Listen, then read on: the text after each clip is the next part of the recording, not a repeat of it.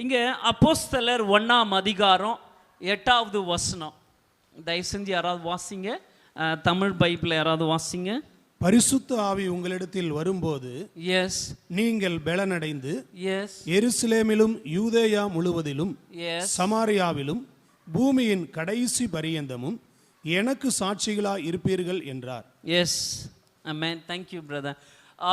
இங்கே வேதம் சொல்லுது, but you will be receive the power when the Holy Spirit is coming upon you. அவ்வளோதான். நான் கீழே இருக்கிற காரியங்கள்லாம் போக விரும்பல. அதாவது இங்கே வேதம் சொல்லுது, யூ வில் பி விட்னஸ் அப்படின்னு சொல்லுது. நீங்கள் எனக்கு சாட்சிங்களாக இருப்பீங்கன்னு சொல்லுது. அதுக்கப்புறம் என்ன சொல்லுது, ஜெருசலேமிலையும் ஜூடாவிலையும் சமாரியாவிலையும் நீங்கள் எனக்கு சாட்சிகளாக இருப்பீங்கன்னு சொல்லுது. ஆனால் எனக்கு ஆவியானவர் இன்னைக்கு காலையில் நீங்கள் சாட்சியாக இருக்கிறத பற்றி ஆண்டவர் என்னோட பேசல. ஆனால் என்னோட நான் இரவு மிட் நைட்டு நான் தங்கியிருந்த அந்த படுக்கையில் ஜெபிக்கும் பொழுது எனக்கு ஒரு சில காரியங்கள் ஆவியானவர் வெளிப்படுத்தினாங்க. அந்த காரியங்கள் நான் போக விரும்புகிறேன். இங்கே first line, but you will be receive the God's power when the Holy Spirit is coming upon you அப்படின்னு பைபிள் சொல்லுது. பரிசுத்த ஆவி உங்களில் வரும் பொழுது நீங்கள் பலன் அடைகிறீங்கன்னு தமிழில் போட்டிருக்கு. ஆனால் இங்கிலீஷ் பைபிளில் ஹீப்ரு, கிரேக், அராமிக், லெட்டின் அந்த மாதிரி சில பாஷையிலிருந்து இங்கிலீஷ் பைபிளை டிரான்ஸ்லேஷன் பண்ணதுனால அவங்க ரொம்ப பர்ஃபெக்டாக இங்கிலீஷில் டிரான்ஸ்லேட் பண்ணியிருக்காங்க. இங்கிலீஷில் எப்படி போட்டிருக்குன்னா, when you are receive the God's power. நேற்று ப்ரேயரில் வந்து எனக்கு 10 நிமிஷம் கொடுத்தாங்க. நான் டைம் பார்த்துக்கிட்டே அந்த 10-12 நிமிஷத்துக்குள்ளே முடிக்கணுன்னுக்காக தான் நான் வேகமாக சொல்லிட்டு இருந்தேன். அப்புறம் எல்லாம் முடிஞ்சு பாஸ்டர் எங்களுக்கு நல்ல ஒரு சுவையான உணவு கொடுத்தாரு. அது ரொம்ப டேஸ்ட்டாக, ரொம்ப வருஷங்கள் கழிச்சு அந்த மாதிரி சாப்பிட்ற ஒரு டேஸ்ட்டாக ரொம்ப சுவையாக, ஏன்னா நார்த் ஈஸ்டில் இப்படிலாம் கிடைக்காது. அப்புறம் ஒருத்தரோட பேசும்போது ஒருத்தர் சொன்னார், நீங்கள் பவர் மினிஸ்ட்ரி பண்ணுறீங்களா அப்படின்னு கேட்டார் என்ன. நான் யோசித்தேன், என்னடா இவர் கொஞ்சம் வித்தியாசமாக என்ன கேட்குறாரே அப்படின்னு யோசித்தேன். பவர் மினிஸ்ட்ரி யார் பண்ண முடியும்னா ஆண்டவர் தான் பண்ண முடியும். ஆமென், ஹல்லேலூயா. ஜான் இஸ்ரேல் பண்ண முடியாது. ஐ ஆம் லைக் அ டஸ்ட். நான் ஒரு தூசு தானே, மண்ணு தானே. I can't two anything power ministry. நான் எதுவுமே பண்ண முடியாது. அப்போ அவர் என்னோட வயதில் மூத்தவர். நம்ம அவர்கிட்ட போய் எதுக்கு ஆர்கியூமெண்ட் பண்ணிகிட்டு இருக்கணும்னு நான் அமைதியா, அப்படிங்களையா, சரிங்கய்யா, ஓகேங்கய்யா, சரிங்கய்யா, அப்படியே வந்துட்டேன் நான். ஸோ அது திடீர்னு இந்த வசனம் எனக்கு ஞாபகம் வரும்போது, அந்த நேற்று அவர் பேசினது சில ஜஸ்ட்டு, அதுக்காக நான் அவரை தப்பாலாம் சொல்ல வரலை. ஸோ இங்கே வேதம் சொல்லுது, when you are receive the God's power, the Holy Spirit will coming upon you அப்படின்னு வேதம் சொல்லுது. ஸோ அன்பானவர்களே, 2 காரியங்கள் இந்த உலகத்தில் கிறிஸ்துவலாகிய நாமோ தினமும் நம்மளை வழி நடத்துது. 2 விதமான ஆவி. இன்னொரு ஆவி சொல்லுது, இங்கே இன்னொரு ஆவி நம்மளை நடத்துதான். அது எப்படி நடத்துதுன்னா, அது எப்படி நடத்துதுன்னு இப்போ நான் டீப்பாக போகலை. ஆனால் பவுல் மூலிமா தேவன் அங்கே ஒரு காரியத்தை எச்சரிக்கிறார். அது ஒரு சபை தான். அந்த சபைக்கு எச்சரிக்கிறாரு. அங்கே என்ன எச்சரிக்கிறார்னா, எபேசியர் 4ஆம் அதிகாரம் 27வது வசனம் வாசிங்க. எபேசியர் 4ஆம் அதிகாரம் 27வது வசனம். யாராவது சீக்கிரமா. இடம் கொடாமலும் இருங்கள். எஸ், இங்க வந்து neither do not give chance to devil, neither do not give chance to evil அப்படின்னு எழுதியிருக்கு. அதாவது பிசாசிக்கு எந்த விதத்திலும் நீங்க இடம் கொடாமல் இருங்கள் அப்படின்னு சொல்லி வேதத்தில் அவரு சென்ட் பால், அதாவது பரிசுத்த பவுல் வந்து ஒரு சின்ன ஒரே ஒரு லைன்ல அவர் எழுதியிருக்கிறாரு. எபேசி சபைக்கு எழுதியிருக்கிறார். அது எனக்கு ரொம்ப ஆச்சரியம். ஒரே ஒரு லைன் தான் அங்கே மென்ஷன் பண்ணியிருக்கிறார். அந்த வசனமே ஒரே ஒரு லைன் தான். ஸோ நான் இன்னைக்கு இந்த சாட்சிகளாக இருப்பீங்க, அந்த ஜெருசலேம், ஜூடா, சமாரியா, அதெல்லாம் நான் போக விரும்பல. ஆனால் இங்கே ஆவியானவர் என்னோட பேசினதை மட்டும் நான் உங்களோட என்னுடைய சாட்சியோட, ஐயா சொன்னாங்க நீங்கள் நேரம் எடுத்து சாட்சியெல்லாம் சொல்லுங்க அப்படின்னாங்க.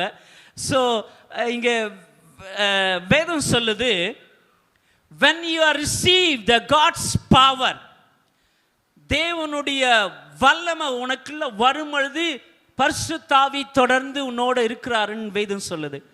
ஸோ இங்கே நான் என்ன எக்ஸ்பிளைன் பண்ண விரும்புகிறேன்னா, 2 காரியங்கள் உன்னையும் என்னையும் தினமும் ஆட்கொள்ளுது. ஒவ்வொரு நாளும், ஒவ்வொரு வாரமும், ஒவ்வொரு மாதமும், 365 டேஸ் நம்முடைய வாழ்க்கையில் வருஷம் முழுவதும் 2 ஸ்பிரிட் நம்மளை நடத்தும். ஒன்று பரிசுத்த ஆவியான நடத்துவார். 2வது secondly the evil spirit will guide you. அதான் இங்கே பைபிளில் நம்ம பார்த்தோம். எபேசியர் 4ஆம் அதிகாரம் 27வது வசனம். Neither do not gave chance to any evil அப்படின்னு அவர் சூப்பராக எழுதியிருக்கிறார். பரிசுத்த ஆவியில் நிரம்பி அந்த எபேசி சபைக்கு வரப்போகிற நாட்களில் என்ன நடக்கும்னு சொல்லி பவுல் அவ்வளோ ஒரு அருமையாக எழுதியிருக்கிறார். ஸோ இங்கே நான் நிறைய காரியங்கள் அதிகமாக பேசி நேரத்தை நான் வேஸ்ட் பண்ண விரும்பல. ஸோ இங்கே வேதம் சொல்லுது, நாம் இந்த கடைசி நாட்களில் அதிகமாக தேவனுடைய ஸ்பிரிட்டுக்கு நாம் இடம் கொடுக்கணும். ஆமென், ஆமென். பரிசுத்த ஆவிக்கு நாம் இடம் கொடுத்து இன்னும் அதிகமாக நம்ம ஆண்டவருக்காக we have to go forward. நம்ம ஆண்டவருக்காக இன்னும் முன்னோக்கி போகணும். பேக் ஸ்லைட் இல்லை, பேக் இல்லை.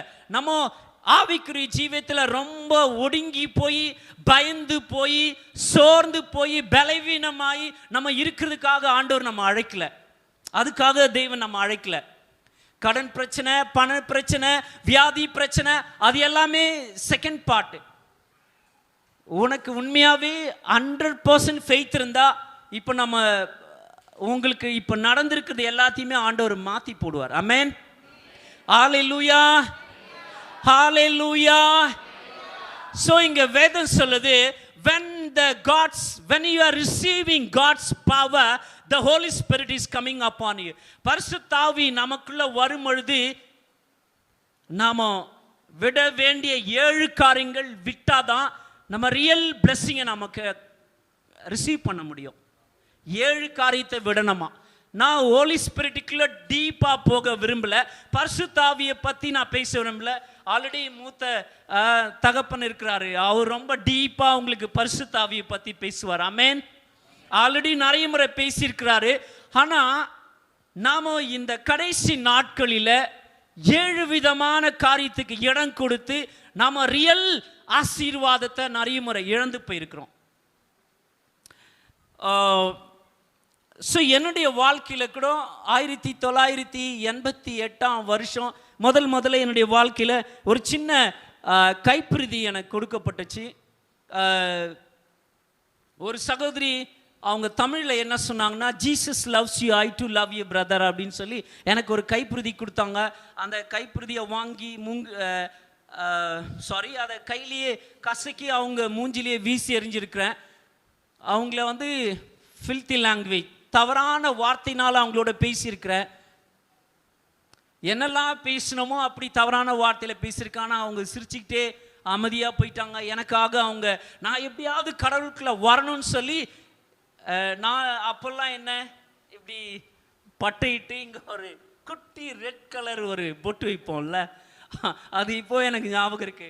நான் வெளில போகும்போது அம்மா ஒரு பெரிய பட்டியை 3 லைன் ஒன்று போட்டு ஒரு பெரிய ரெட் கலரில் ஒரு பொட்டை வச்சு அனுப்பிவிடுவாங்க. அவ்வளோ நமக்கு குடிக்கிறதுக்கு பால் இருக்கோ இல்லையோ, நம்ம ரொட்டிலேயோ, சப்போஸ் நம்ம தமிழ்நாட்டில் ரொட்டி அவ்வளோ சாப்பிட்றதில்ல, சாப்பாட்டில் நம்ம நெய் ஊற்றி சாப்பிட்றோமோ இல்லையோ, அங்கே அந்த ஒரு ரூம் இருக்கும்ல, அது மேலே அந்த சிலை மேலே ஊற்றுறதுக்கு ஆளுங்க அதுக்காகவே தனியாக வச்சுருப்பாங்க. பிள்ளைங்களுக்கு கொடுக்குறாங்களோ இல்லையோ, கணவனுக்கு கொடுக்குறாங்களோ இல்லையோ, வர கெஸ்ட்டுக்கு கொடுக்குறாங்களோ இல்லையோ, ஆனால் அதுக்கு ஊற்றுறதுக்கு எல்லாத்தையும் வச்சுருப்பாங்க. பால்லேருந்து நெய்யிலேருந்து எல்லாமே. அப்படி இருந்த எண்ணெய் ரொம்ப இந்த மாதிரி நான் அந்த நேற்று ப்ரேயரில் போய் உட்காந்துருக்கும்போது திடீர்னு ஒரு ஞாபகம் வந்துச்சு. பாஸ்டர் வெள்ளை ஷர்ட்டு வெள்ளை பேண்ட் போட்டு ஐயாலாம் பார்த்தேன்ல, திடீர்னு எனக்கு அந்த ரொம்ப வருஷங்களுக்கு முன்னாடி நான் செஞ்ச மடத்தனமான காரியங்களாம் எனக்கு ஞாபகம் வந்துச்சு. சாணி எடுத்து அடிச்சிருக்கிறேன், கல் எடுத்து அடிச்சிருக்கிறேன், அது ரியலாகவே ஐயா சொன்னாங்க, நீங்கள் உங்கள் டெஸ்டிமனிலாம் சேர்த்து சொல்லுங்கன்னு சொன்னாங்க. ஸோ அதனால தான் இந்த காரியங்கள் எல்லாம் சொல்ல வேண்டியதாக இருக்குது. அப்படி கிறிஸ்தவங்களே பிடிக்காது. அப்படி இருந்த என்ன அந்த ஒரு சின்ன கைப்பிரதி மூலிமா அதில் நான் படித்தேன். அதில் என்ன எழுதியிருக்குன்னா, today if you died where you will go, do you have a real peace and joy in your life? இன்னைக்கு நீ மறிச்சா எங்கே போவ? உனக்கு உண்மையான சமாதானம் இருக்கா அப்படின்ற கொஷின் மார்க், கேள்விக்குறி மாதிரி போட்டுச்சு தமிழில். அப்போது ஒரு ஆச்சரியமாக இருந்தது. என்னடா இது, நம்ம என்னென்னவோ பால் அபிஷேகம் நெய் அபிஷேகம்லாம் வீட்டில் பண்ணுறாங்க, இது என்னடா வித்தியாசமாக எழுதியிருக்கு, ஐயோ இது அப்பாவுக்கு தெரிஞ்ச அவ்வளோதான்னு சொல்லி அவங்க கொடுத்த ஒரு பைபிள் கொடுத்தாங்க. அதை ஒரு துணியில் சுருட்டி கீழே டேபிள் கடியில் வச்சுருந்தேன். இது திறக்கவே கூடாது, அப்பாவுக்கு தெரிஞ்சால் நம்மளை உயிரோடு வைக்க மாட்டாங்க அப்படின்னு சொல்லி. மிட் நைட்டு 1 மணி 2 மணிக்கெலாம் ஏஞ்சி அந்த வேதத்தை வாசிக்கிறது வழக்கம். நான் திறந்து முதல் வாசிக்கிற வசனம் மூலியமாகவே தேவன் என்னோட பேசுவார். அப்போ என்னுடைய காரியங்கள், நான் செஞ்ச எல்லா தவறுகள் 1 by 1 எல்லாம் காமிப்பார் ஆண்டவர். அப்போ நான் நினச்சேன், நம்ம எந்த பாவம் செய்யலன்னு நினச்சிக்கிட்டு இருந்தேன். நம்மளை தான் ஆண்டவர் எல்லாம் ஒரு பட்டியலே காமிக்கிறார் ஆவியானவர்.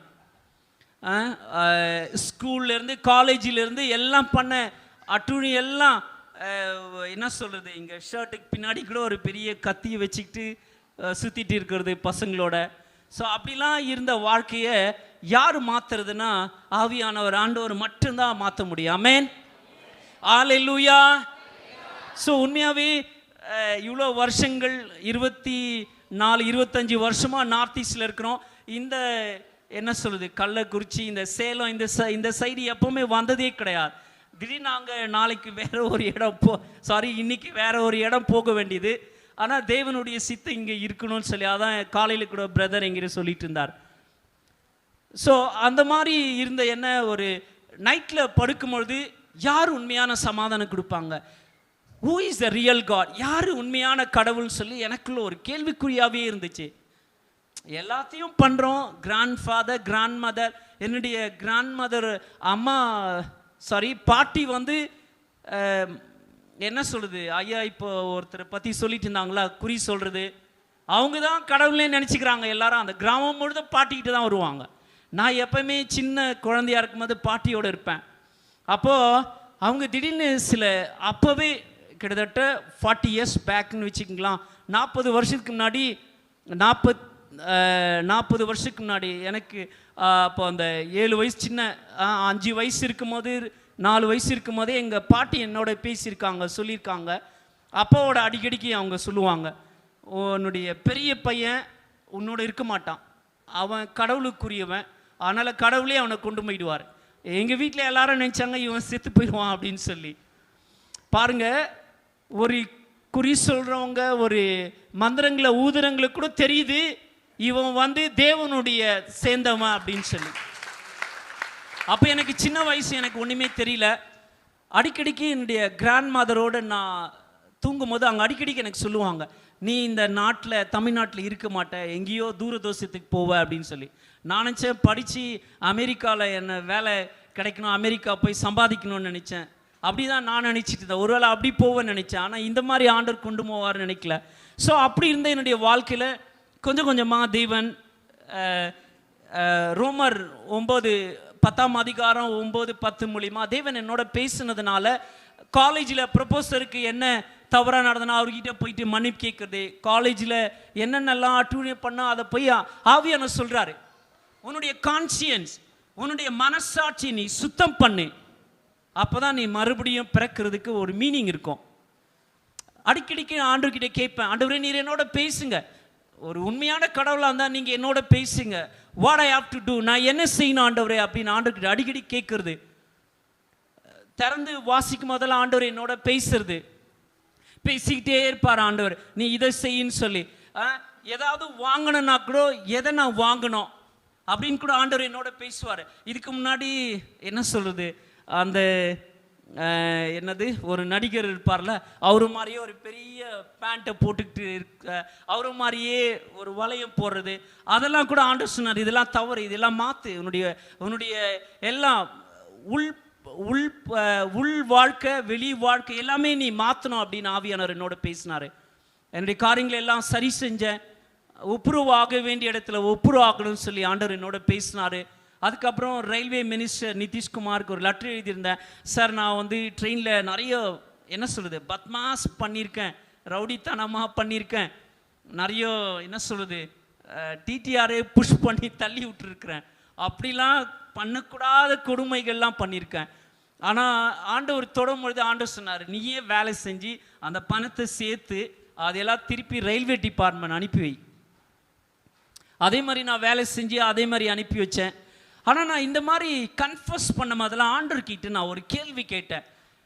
ஒரு பெண்டிகாஸ்டல் பையனாக இருந்தால் கூட ஏன் why I have to confuse, ஏன் நான் இதை மாதிரி சரி செய்யணும், பைபிள்லேருந்து என்னோட பேசுங்க அப்படின்போது எனக்கு ஆவியானவர் உணர்த்தினார்.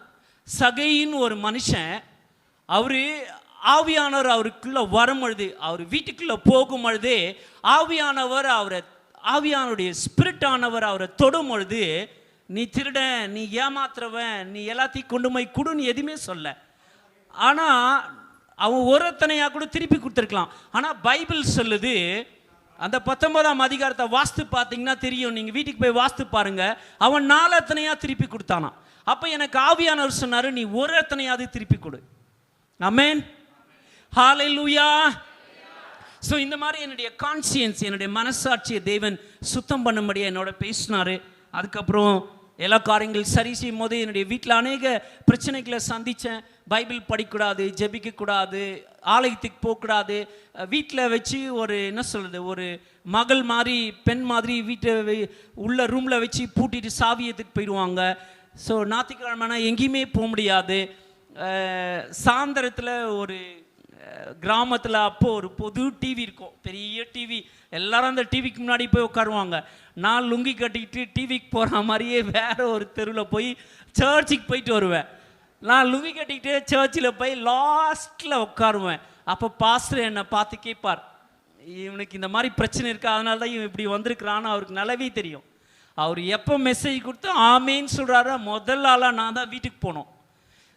அந்த கிராமத்தில் பஸ்ஸே நிறுத்தாத பஸ்ஸு கூட நான் இந்த மாதிரி ஜெபிக்கக்கூடாது, ஆனால் நான் இப்படி ஜெபிப்பேன். ஆக்சிடெண்ட் ஆகணும், யாரும் இறந்துடக்கூடாது, யாருக்கும் எதுவும் ஆகக்கூடாது, ஆனால் அந்த பஸ்காரன் எனக்காக நிறுத்தி வைக்கணும், அதுதான் நீங்கள் பண்ண வேண்டிய வேலை. அப்போது அதே மாதிரி ஆண்டவர் செய்வார். எனக்கு ஒரே ஆச்சரியமாக இருக்கும், ஐயோ யாரும் எதுவுமே ஆகிடக்கூடாது ஆண்டவர், எல்லாம் அப்படி புலம்புவேன். கரெக்டாக வந்து ஆக்சிடெண்ட் ஆகிற மாதிரி ஆகும். அது உள்ளே போனோடனே எல்லாரும் தமிழில் எப்படி பேசுவாங்களோ அது என் காதில் கேட்கும். ஒரு நூலில் தான் எல்லாம் தப்பிச்சிருக்கிறோம் அப்படின்னு பேசுவாங்க. அப்போது ஒரு நூலில் தப்பிச்சுன்னா அது ஒன்றும் புரியல எனக்கு. அப்போது சரி, நான் அமைதியாக டிரைவர்கிட்ட போய் பக்கத்தில் உட்காந்து, எங்கள் அப்பா என்னை வந்து கொலை பண்ணிடக்கூடாது, எனக்கு எதுவும் ஆகிடக்கூடாதுன்னு சொல்லி நான் கரெக்ட் டைம் வீட்டுக்குள்ளே போய் நுழையணும்னு சொல்லி, எனக்கு அந்த கிராமத்தில் நிற்காத பஸ்ஸை கூட அந்த டிரைவருக்கு முன்னாடி போய் ஜெபம் பண்ணுவேன். அவர் தலை மேலே கை வைக்க மாட்டேன், அவர் தலை மேலே என் கை இருக்கும். அப்போ கரெக்டாக என்னுடைய அந்த கிராமத்தினுடைய கேட்டு வரும்ல, அங்கே எப்பவுமே பஸ் எதுவுமே நிறுத்த மாட்டாங்க, ஆனால் இவர் நிறுத்த வைப்பார். அது ஒரே எனக்கு ஆச்சரியமாக இருக்கும். ஸோ இப்படிலாம் தேவன் என்னை நடத்தினார். நிறைய முறை நான் பைபிள் படிக்கிறதுனால எத்தனையோ முறை என்னுடைய தகப்பனார் வந்து என்ன சொல்ல தமிழில் கொம்பு, பெரம்பு, கட்டை, இதனால நிறைய முறை அடிச்சிருக்காங்க, ஒரே ரத்த காயமாக. நிறைய முறை கோமா ஸ்டேஜுக்கு போயிருக்கிறேன், நிறைய முறை மறிக்கிற தருவாய்க்கு போயிருக்கிறேன். ஆனாலும் நான் தேவனை வர்றது கிடையாது. நிறைய முறை பிளேட்டில் சாப்பாடு போட்டு தள்ளி உருட்டி விடுவாங்க, நான் அங்கே இருந்தால் இங்கே பிளேட் அங்கே வந்து சேரும். அது அங்கே எங்கே சாப்பாடு எல்லாம் உழுந்து அங்கேருந்து உழுந்து அங்கே வந்து சேரும். ஆனாலும் நான் சந்தோஷமாக சிரிச்சுக்கிட்டே எடுத்து சாப்பிடுவேன். ஸோ அப்படி என்னுடைய ட்ரெஸ்ஸு, பைபிள் எல்லாமே வெளியில் போட்டு கெரசின் ஊற்றி கொளுத்திருக்காங்க. இந்த வேண்டாம், இந்த இயேசு வேண்டாம், இந்த பைபிள் வேண்டான்னு சொல்லி எவ்வளோ பிரச்சனைகளை நான் சந்தித்தேன். எவ்வளோ காரியங்கள், ஏகப்பட்ட காரியங்கள் என்னுடைய வாழ்க்கையில் நடந்தது. ஆனாலும் ஒரு நாள் நான் அப்பா அம்மாவுக்கு தெரிஞ்சு சர்ச்சுக்கு போயிட்டு வந்தேன். அப்போது ஒரு பெரிய கத்தி கொண்டு வந்து என்னுடைய கழுத்தை வெட்ட வந்தாங்க. இனிமேல் நீ இந்த வீட்டில் இருக்கக்கூடாது, என் பையனே கிடையாது அப்படின்னு சொல்லி. அப்போ ஆவியானவர் என்னோட பேசினார், ஸ்பீக் டு யுவர் டேட், பேசுவான் தகப்பனோட பேசினார். அப்போ என்ன பேசுனே தெரியல. அப்போ நான் வாய் திறந்து, daddy don't play with Jesus, ஏசு ஆண்டவரோடு விளையாடாதீங்க, யாரோட ஒன்றா நம்ம விளையாடலாம், ஆனால் ஏசாண்டரோட மட்டும் நம்ம விளையாடக்கூடாது. அதான் சொன்னேன், வேற எதுவுமே சொல்ல. உடனே அவர் கை பேரலைஸ் ஆயிடுச்சு, அவர் விரல் திறக்க முடியல, அந்த கைக்குள்ளே கத்தி இருக்கு, ஒரு மாதிரி இப்படி ஆயிடுச்சு. ஸோ நான் ரொம்ப கஷ்டப்பட்டு மனசு வேதனையாக இருந்ததுனால ரொம்ப தூரம் போய் ஒரு 2 மணி நேரம் ஜோம் பண்ணிவிட்டு நைட்டு வீட்டுக்கு வந்தேன். முதல்ல என்னுடைய வீட்டில் அம்மா அவங்க லைஃப்லேயே முதல்ல அவங்க வாயிலிருந்து வந்த ஒரே ஒரு வார்த்தை, உங்கள் அப்பாவுக்காக நீ ஏன் ஜெபிக்கூடாதுன்னு கேட்டாங்க. ஸோ அது ஒரே ஆச்சரியமாக இருந்தது எனக்கு. நான் சொன்னேன், நான் ஜெபம் பண்ணாலும் சரியாகாது, அது ஆண்டவர் கொடுத்த பனிஷ்மெண்ட். ஆண்டவர் ஒருவேளை அவர் மனம் திரும்பி, unless when he will repent, when he will turn to the God side, அவர் ஆண்டவருக்குள்ள மனம் திரும்பி வந்தாலொழிய, ஆண்டவர்கிட்ட மன்னிப்பு கேட்டாலொழிய இது சுகமாகிறது கஷ்டம். இருந்தாலும் நான் ஆண்டவர்கிட்ட மன்னிப்பு கேட்டு நான் ஜெபிக்கிறதுக்கு ட்ரை பண்ணுறேன், முயற்சி செய்கிறேன்னு தான் சொன்னேன். ஸோ நான் ஒரே ஒரு விரல் வச்சு அப்பாவுடைய கை மேலே விரல் வச்சு என்னுடைய விரல் தொட்டு ஜெபம் பண்ணேன். ஒரு சின்ன ஜெபம், ஆண்டவரே இவங்களை மன்னிங்க, தெரியாமல் செஞ்சிட்டாங்க, எப்படியாவது சுகப்படுத்துருங்க ஆண்டவரே, இல்லைன்னா இன்னும் போராட்டம், இன்னும் பிரச்சனை இருக்கும் அப்படின்லாம் ஜெபம் பண்ண ஆரம்பித்தேன். அப்படி ஜெபிக்கும் பொழுது தேவன் உடனடியாக அவருடைய விரல்லாம் கையில் வெளியில் வர ஆரம்பிச்சுது. அதுக்கப்புறம் அந்த கத்தி கீழே விழுந்து ஒரு 1/2 மணி நேரம் கழிச்சு அவருடைய கை நார்மலாக சரியாச்சு. ஸோ நிறைய மிரக்கல். எங்கள் அப்பா பார்வோன் ராஜா மாதிரி எனக்கு விரோதமாக, அப்போ கூட அவர் சர்ச்சுக்கு போகிறதுக்காக விட மாட்டார். அப்போ அவர் சொல்லுவார், இந்த கிணத்துல இருக்கிற தண்ணி உப்பு தண்ணி நல்ல தண்ணியாக நீ மாற்றி கொடு, கடவுள் மாற்றி கொடுக்க சொல்லு, அப்போ நான் நம்புறேன்னு சொல்லுவார். நான் சொன்னேன், என்ன இது மந்திரம் பண்ணுற மந்திரக்காரங்க கிடையாது இது, நீ முதல்ல ஆண்டவருக்கு நீ பயந்து ஆண்டவர்கிட்ட நீ ஒப்பு கொடுத்தினால் ஒழிய இதெல்லாம் நடக்காது அப்படின்னு சொல்லும்போது, அப்படி ஆனாலும் நான் தெரிஞ்சு சர்ச்சுக்கு போகிறது, அநேக பிரச்சனைகளை சந்தித்தோம், அநேக போராட்டங்கள். ஒவ்வொரு முறையும் ரத்த காயமாக இருப்போம், ஒவ்வொரு முறையும் என்னுடைய அம்மாவை தம்பிங்களை எல்லாரையும் அடிப்பார். ஒரே சண்டே ஆனால் ஒரே ரத்த காயமாக இருக்கும், எங்களால் ஒரு பீஸ்ஃபுல்லாக எங்களால் சாப்பிட முடியாது. அப்படி இருந்த எங்களை தேவன் அந்த தண்ணியை கூட நான் கையில் எடுத்து அதுக்குள்ளே ஒரு சால்ட்டை போட்டு கொஞ்சம் உப்பு அதில் போட்டு ஜெபம் பண்ணி அந்த தண்ணிக்குள்ளே போட்ட பிறகு 7 நாள் கழிச்சு தான் இந்த தண்ணி நீ குடிச்சு பார்க்கணும், 7 நாளுக்கு முன்னாடி நீ அதை ட்ரை பண்ணாத. அப்புறம் அவர் 7 நாள் கழிச்சு தான் அந்த மோட்டரை சுவிட்சு ஆன் பண்ணி அந்த தண்ணியை குடிச்சு பார்த்தாரு. அது சுவையான தண்ணியை ஆண்டவர் மாற்றிருக்காரு. இப்போவும் அந்த தண்ணியை என்னுடைய அப்பா இப்போவும் அது வயல்வெளியில் யூஸ் பண்ணுறாரு. இப்போல்லாம் நான் ரொம்ப வயல்வெளிலாம் அவ்வளோ அங்கே எப்போ வருஷத்துக்கு ஒரு முறை நாங்கள் குடும்பத்தோடு வர்றது, அவ்வளோ வயல்வெளியில் போய் இப்போ அந்த மாதிரி வேலைலாம் சரியா எனக்கு தெரியல, ரொம்ப வருஷங்கள் நார்த் ஈஸ்ட்லேயே இருக்கிறதுனால. ஸோ அப்படி தேவன் அநேக மிரக்கல் செஞ்சாங்க. ஆனாலும் நீ என்னுடைய உனக்கு இயேசு வேணுமா இல்லை அந்த நாங்கள் வேணுமா, ரெண்டுத்தில் ஏதாவது முடிவு பண்ணிக்கோ. அப்போ நான் சில சூழ்நிலையினால் வீட்டை விட்டு வெளியேற வேண்டிய சூழ்நிலைகள் ஏற்பட்டுச்சு. சென்னை போய் நானே வேலை செஞ்சு படித்து இன்ஜினியரிங் படிக்கிற அளவுக்கு தேவன் எனக்கு உதவி செஞ்சாங்க. அதுக்கப்புறம் தேவன் நான் ஆண்டுகிட்ட கேட்டேன், ஏன் எனக்கு இப்படிலாம் நடக்குது, யாருக்குமே அந்த மாதிரி நடக்கலையே, எனக்கு மட்டும் ஏன் அப்படி நடக்குது அப்படி சொல்லி ஆண்டு கேட்கும்போது 2 தீமோத்தி 3:12 எடுத்து வாசின்னு சொல்லி, அப்போ அது 2 தீமோத்தி எங்கே இருக்குன்னு ஒரு நாள் முழுதும் தேடிட்டே இருந்தேன். அப்போ அந்த நாட்களில் அப்போ ஆண்டவர் சொன்னார், 2 தீமோத்தி 3:12 எடுத்து வாசின்னு ஒரு சத்தம். அதில் அன்றியும் கிறிஸ்து இயேசுவுக்குள் தேவ பக்தியாய் நடக்க மனதாயிருக்கிற யாவரும் துன்பப்படுவார்கள்னு சொல்லி, துன்பத்துக்குள்ளாக நம்ம கடந்து போகும்போது தான் ஒரு பிளெஸ்ஸிங், ஒரு ஆசீர்வாதத்தை தேவன் நமக்கு வச்சிருக்கிறாருன்றதை தேவன் எனக்கு நினைப்பூட்டினார். அதுக்கப்புறம் நான் அப்பா அம்மா என்னை வீட்டை விட்டு வெளியில் அனுப்பிச்ச பிறகு நான் தனியாக போய் ஒரு இடத்துல ரயில்வே ஸ்டேஷனில் ஒரு பிளாட்ஃபார்மில் உட்காந்து ஒரு கல் மேலே உட்காந்து ஒரு ரயில்வே ஸ்டேஷனில் உட்காந்து ஜெபம் பண்ணிட்டு இருக்கும்போது அப்போ ஆண்டவர் என்னோட பேசினது மத்தேயு 19:29 அந்த வசனம் மூலியமா ஆண்டவர் என்னோட பேசினார். உன் தாய் தகப்பன் வீடு நிலம் எல்லாத்தையும் விட்டு என்னை பின்பற்றணுங்க, நான் 100 தனியாக திருப்பி கொடுப்பேன்னு சொன்னார். ஆமென், ஹல்லேலூயா. இன்னைக்கு நம்ம ஊழிக்கார ஐயா மாதிரி எத்தனையோ தகப்பன்மார், அவங்க 2 சகோதரர்கள் இருக்காங்க. ஒரு மும்பையில் அநேக வருஷங்கள் ஊழியம் செய்கிற ஒரு தகப்பன் இருக்கிறாரு. எத்தனையோ பேரை தேவன் இன்னைக்கு எனக்கு கொடுத்துருக்குறாங்க. ஆமென், ஹல்லேலூயா. ஸோ இந்த மாதிரி தேவன் என்னை ஸ்டெப் பை ஸ்டெப்பாக வழி நடத்தினாங்க.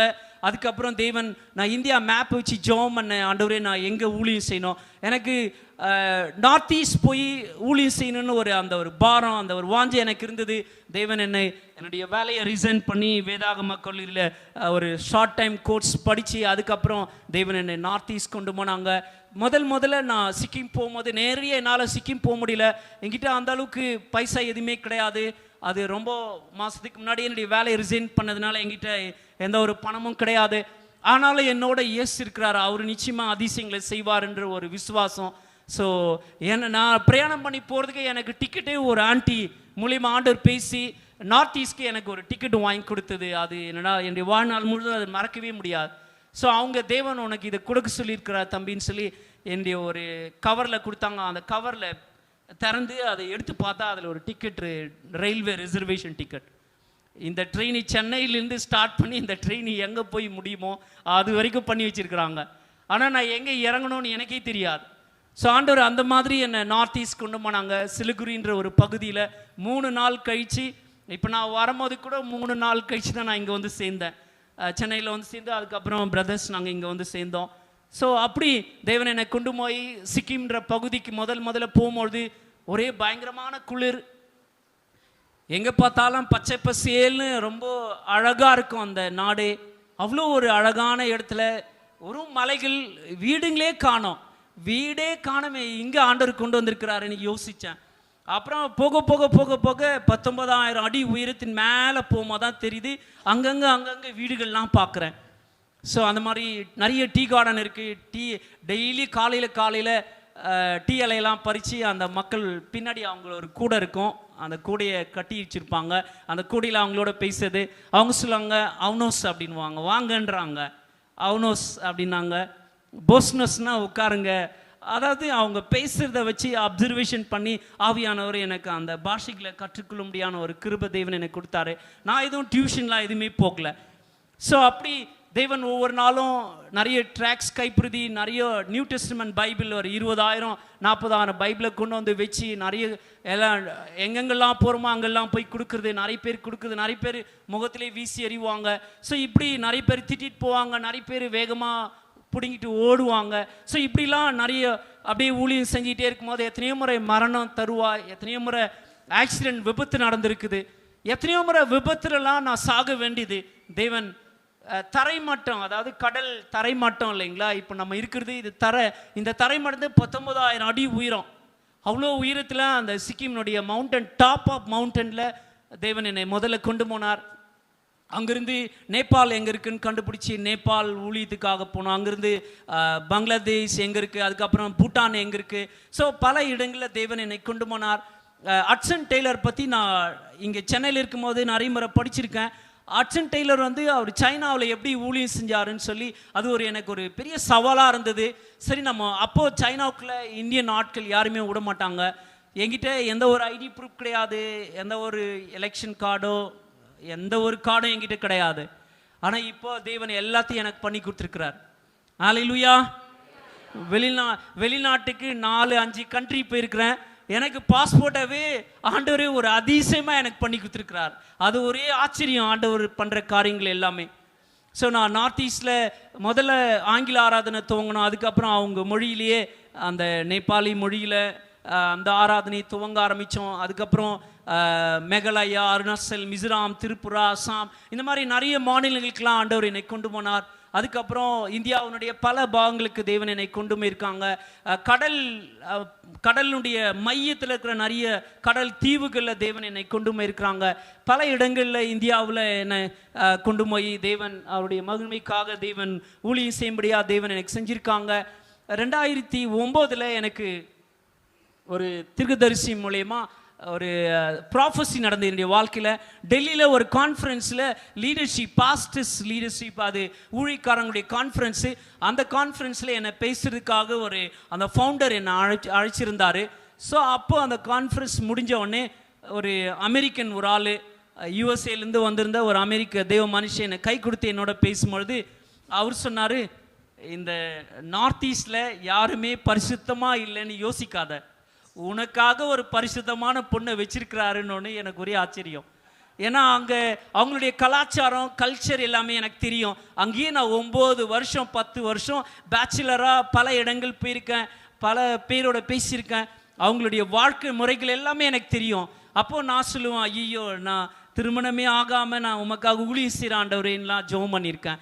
ஆனால் தேவன் என்னுடைய திருமண காரியத்தை கூட எப்படி செய்யணும், அவர் அந்த ஒரு எனக்கு நடந்த ப்ராஃபஸி என்னன்னா, பிரதர் உங்களோட ஆண்டவர் சொல்ல சொன்னார், 2010 ஜனவரி மாதம் 15ஆம் தேதி புதன்கிழமை மாலையில் 6 மணிக்கு உங்களுக்கு ஒரு பரிசுத்தமான விவாகம் நடக்கும்.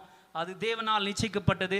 அது வேண்டான்னு சொல்லி நீங்கள் கேன்சல் பண்ணுவீங்க, ஆனால் மறுபடியும் சுற்றி வளைச்சி அதுதான் உங்கள் வாழ்க்கையில் நடக்கும். அவங்க வந்து ஒரு மலை பிரதேசத்தில் சேர்ந்தவங்க அப்படின்னு சொல்லி எனக்கு ப்ராஃபஸர். அதே மாதிரி தேவன் 2010 தேவன் எங்களுக்கு ஒரு பரிசுத்தமான விவாகம் பண்ணி கொடுத்தாரு. அதுக்கப்புறம் 2011 எங்களுக்கு ஒரு அழகான சைனீஸ் கண்ணு மூடிட்டு இருக்கிற மாதிரி சைனீஸ் மாதிரி ஒரு அழகான குழந்தைய தேவன் எங்களுக்கு கொடுத்தாரு. ஸோ நாங்கள் பல இடங்கள் ஊழியம் செஞ்சிட்டு இருந்தோம். திடீர்னு தேவன் அந்த 2011 என்னுடைய மகள் ஆண்டவருடைய ஊழியத்துக்குன்னு சொல்லி இழக்க வேண்டிய சூழ்நிலைகள் ஏற்பட்டுச்சு. அப்போது என்னுடைய ஒய்ஃப் கூட மறிக்கிற தருவாயில் ஆயிட்டாங்க. ஸோ ஒரு லேடி டாக்டர் வந்து சொன்னாங்க, சார் ஆல்மோஸ்ட் உங்கள் ஒய்ஃப் இறந்துட்டாங்க, ஸோ நாங்கள் ஒன்றுமே பண்ண முடியல அப்படின்னு சொன்னாங்க. நான் கொஞ்ச நேரம் டாய்லெட், அந்த கவர்மெண்ட் ஹாஸ்பிட்டல் கேங்டாக் கேபிட்டல், அது வந்து நம்ம நாடு கிடையாது, நம்ம தேசம் கிடையாது, யாருமே அங்கே தமிழ்காரங்களை நான் பார்த்ததே இல்லை. ஆனால் டாய்லெட்குள்ளே போய் கண்ணீரோடு அழுதி ஜெபம் பண்ணேன், ஆண்டவரே இது நானாக எடுத்துகிட்டு வந்தது கிடையாது, நீங்களா கொடுத்தது, நீங்களே எனக்கு அமைச்சுது, அதனால் உங்களுடைய சித்து என்னவோ என்னுடைய வாழ்க்கையில் நடக்கணும்னு சொல்லி ஜெபம் பண்ணேன். கொஞ்ச நேரம் ஜெபம் பண்ணிட்டு மறுபடியும் அந்த டாக்டர்கிட்ட போயிட்டு நான் பேசினேன். அவங்க லேடி டாக்டராக, நான் இங்கிலீஷில் அவங்களோட சொல்லும்பொழுது, நீங்கள் அவங்களுக்கு தேவையான ஹீமோக்ளோபி, பிளட்டு, கால்சியம், ஐரன் என்னெல்லாம் தேவையோ அதெல்லாம் போட்டு மறுபடியும் ட்ரீட்மெண்ட் பண்ணுங்கள், கண்டிப்பாக அவங்க சாகிறதுக்கு சான்ஸ் இல்லை, நிச்சயமாக தேவன் அவங்களுக்கு ஜீவன் கொடுப்பாரு, அது என்னுடைய உயிருள்ள தேவன், அவர் நிச்சயமாக செய்வார், அவரால் முடியாது ஒன்றுமே இல்லைன்னு சொல்லி அவங்களோட இங்கிலீஷில் பேசும்போது என்னை மேலேருந்து கீழே வரைக்கும் நான் ஏதோ ஒரு மென்டல் ஆகிட்டேன் அப்படின்னு அப்படி நினைக்கிறாங்க அவங்க. ஸோ அவங்க சொன்னாங்க, okay we will try whatever you are said, நீ என்ன சொன்னியோ அதை நான் ட்ரை பண்ணுறேன்னாங்க. ஸோ அப்படியும் ஜெபம் பண்ணிட்டு இருந்தோம். 45 நிமிஷம் கழிச்சு அதுக்கப்புறம் ஆண்டவர் என்னுடைய மனைவிக்கு உயிரை கொடுத்து மறுபடியும் அவங்களுக்கு என்னோட பேச ஆரம்பித்தாங்க. ஸோ அதுக்கப்புறம் நிறைய புத்தர்கள் வந்து என்னுடைய ஒய்ஃபோட பேசினாங்க. இந்த 40 நிமிஷத்தில் என்ன நடந்துச்சுன்னெலாம் கேட்க ஆரம்பிச்சிட்டாங்க. என்னவோ மீடியா மாதிரி எல்லாம் கேள்வி கேட்க ஆரம்பிச்சிட்டாங்க. அவளால் பேசக்கூட முடியல அவளால் அந்த சமயத்தில். ஸோ அந்த மாதிரி தேவன் அநேக அதிசயங்கள், அற்புதங்கள், என்னுடைய மகளை நாங்கள் எங்கே அடக்க ஆராதனை பண்ணமோ அங்கேயே தேவன் அநேக புத்தர்கள் ஞானஸ்தானம் எடுக்கும்படியாக ஆண்டுக்குள்ளே வரும்படியாக தேவன் செஞ்சார். நாங்கள் அது மட்டும் இல்லாமல் நேபாளில் நாங்கள் போய் ஊழியம் செய்கிறோம், பூட்டான்லேயும் ரகசியமாக ஊழியம் செய்கிறோம். பங்களாதேஷ்குள்ளே போக முடியாது, ஆனால் தேவன் என்னை பங்களாதேஷ்குள்ளே கொண்டு போனார். அந்த விசா ஆஃபீஸர்கிட்ட நான் பேசுகிற விதத்தில் பேசும் ஆவியானவர் இப்படி நீ பேசுன்னு சொல்லும் போது அப்படி பேசும்போது அவர் சொல்லுவார், இது வரைக்கும் என் லைஃப்பில் யாருக்குமே நான் எமர்ஜென்சி விசா கொடுத்ததே கிடையாது, ஆனால் I will give to you, அவர் நான் உனக்கு தரேன் அப்படின்னு சொல்லும் போது ஒரே ஆச்சரியம். அந்த முஸ்லீம் தேசத்தில் போய் ஊழியம் செய்யும்படியா ஆண்டவர் அப்படி ஒரு அதிசயங்கள்.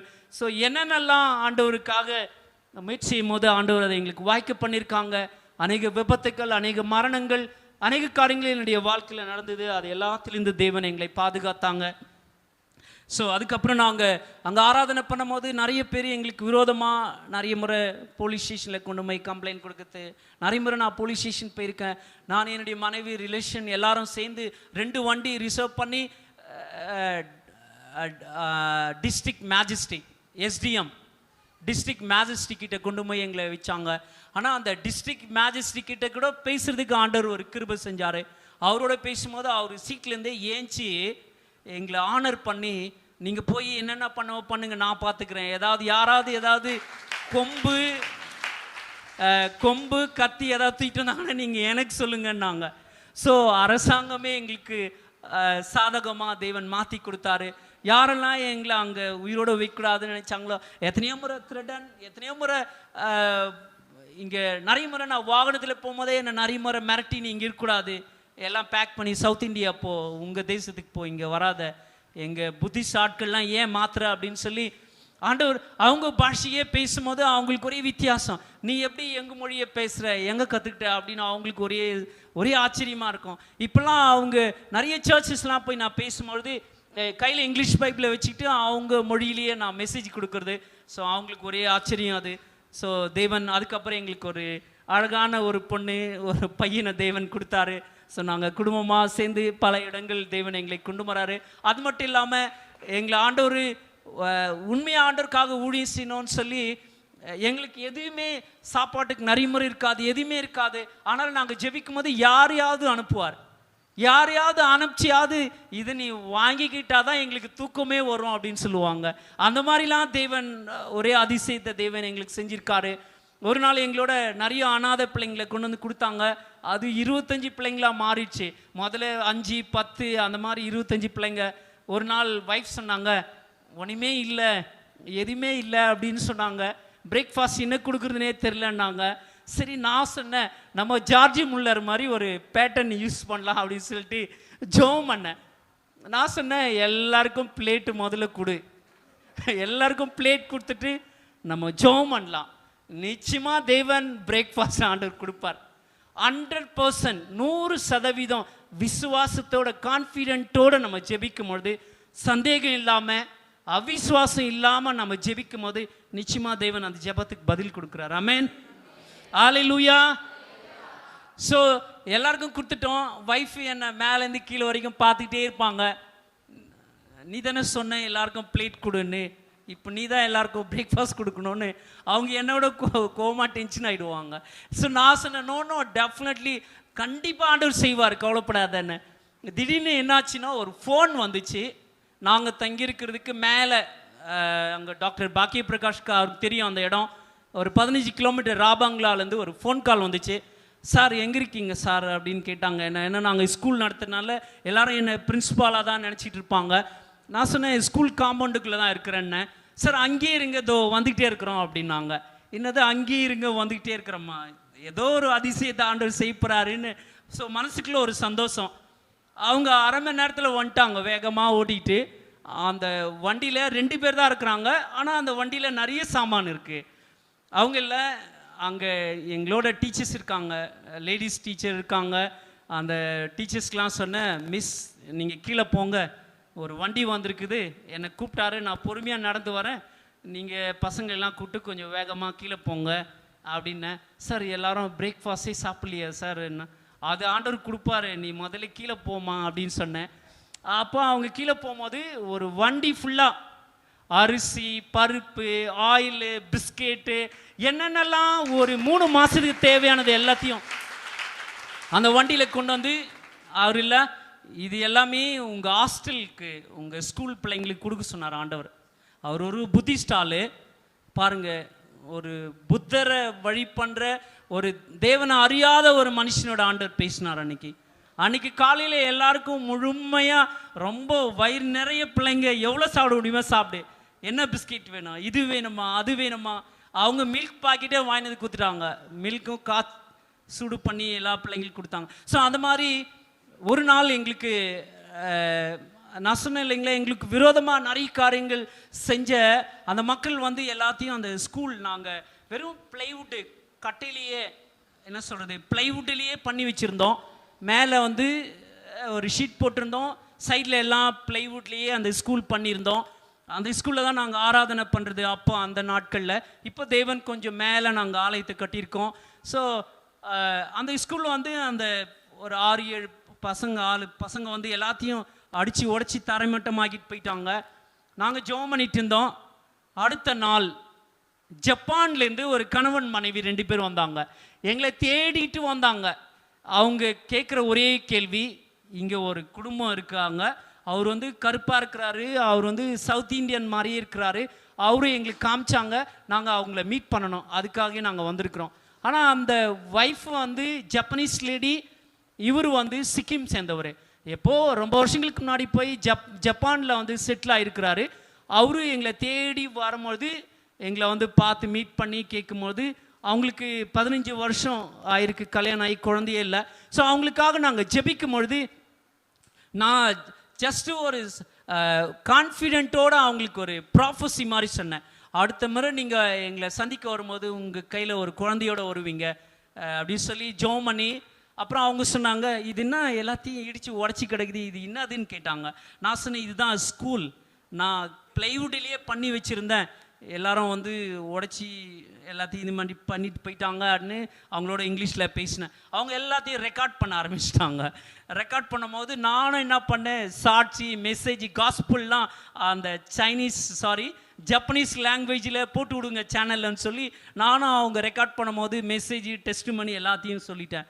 அப்போ அவங்க என்ன பண்ணாங்க, போய் 25 கிலோமீட்டர் மேலே போய் எங்களுக்கு தேவையான கல், மணல், தேவையான எல்லாத்தையும் கொண்டு வந்து எங்கள் ஸ்கூல் கீழே ஒரு ரோடு இருக்கும், அந்த ரோட்டில் எல்லாத்தையும் இறக்கிட்டு போயிட்டாங்க. ஹல்லேலூயா, ஹல்லேலூயா. ஸோ இந்த மாதிரி தேவன் இன்னும் சொல்லிகிட்டே போகலான்னா ஏகப்பட்ட காரியங்கள் இருக்குது, ஆனால் நேரம் ஆயிடுச்சு. ஸோ அந்த மாதிரி தேவன் அநேக அதிசயங்கள் செஞ்சார். அதுக்கப்புறம் நாங்கள் அந்த அனாதை பிள்ளைங்களுக்காக ஒரு ஸ்கூல் தொடங்கி இப்போ அந்த ஸ்கூல் தொடர்ந்து பை ஃபெய்த்தாக விசுவாசத்தோடு அந்த ஸ்கூல் நடத்திட்டு இருக்கோம். தொடர்ந்து நாங்கள் நேபாள்லேயும் பூட்டான்லேயும் பங்களாதேஷ்லேயும் அடிக்கடிக்கு நாங்கள் போயிட்டு ஊழியம் செஞ்சிட்ருக்கோம். தொடர்ந்து எங்களுக்காக ஜெபம் பண்ணிக்கங்க.